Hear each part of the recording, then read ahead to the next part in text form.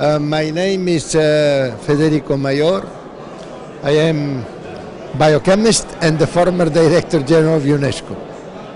We must change radically from a culture of war in which we are living to a culture of peace and non-violence.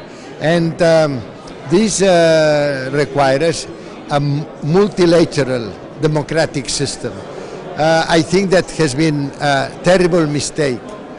In a moment in which the world was evolving at the end of the 80s, we had the fall down of all the USSR, of the Soviet Union, and we had Mandela in South Africa, and we had peace in Mozambique, and we had peace in El Salvador.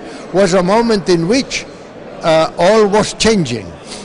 The system that was a system of silence, of imposition, the Soviet system, was evolving, and we thought also that the neoliberalism will also evolve, and was not the case. And the result has been that the United Nations has been marginated. The values that are so important, we must be in the struggle for freedom, for justice, and this is essential. All the human beings are equal in dignity. This is what we must try. And then they said, no, all these things now are put aside. Now the only thing that matters is money and the markets. And well, you have the result. You say the situation in which we are so many people in the Mediterranean. Why? Because the international cooperation has disappeared. I remember when I was Director General of UNESCO, there were some countries that very much in favor of the United Nations system, for example, the Nordic countries. And the UNDP, United Nations Development Program, was extremely important, and with a lot of money in order to promote development in all these areas. The World Bank was called World Bank for Reconstruction and Development, was to develop. And as you know, all this name has disappeared. Now it's only the World Bank is always only a tool for the richest countries of the world. Therefore, I think that is very clear. What we must do is to refound a multilateral democratic system, and we must avoid that only the markets are the rule at the worldwide level. No, today is not a problem, this. Is not a problem. I can assure you, as Director General of UNESCO, I had many world meetings with 17 different religions, and there is no problem. There are sometimes in practice, there are interpretations that are fanaticism or dogmatic, but in general this is not true.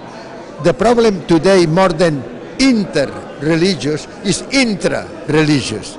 Because the problem is with the Sunnites and the Shiites and sectarian wars. Yes, exactly. Therefore, I think that today, and also in the Christians, exactly the same. We have more problems inside that with other religions, and no doubt that I think that today is already very, very important in the world, a system that says God is a wonder, and we must all respect those that are believers, those that are not, but we must live all together. But we must not accept fanaticism, because this is horrible. You know, I have so many friends that are Islam, that are Muslims, and they are wonderful. I mean, yes. Wonderful. There is no violence in Islam. Exactly. Therefore, why we must say that the problem is there? No, the problem is that they have some people, a very low percentage that are radicals, and we have also some low percentage that are radicals. So we have to educate them. Yes, but but this must be very clear. If we had a very important United Nations system again, because this moral authority to say no, this is unacceptable. Today, in the world that we have today, this is unacceptable. And also it's unacceptable that the inequalities are so big in the world. You know, there is a report of Oxfam Intermon that says that 85 persons have a wealth that is bigger than half of humanity.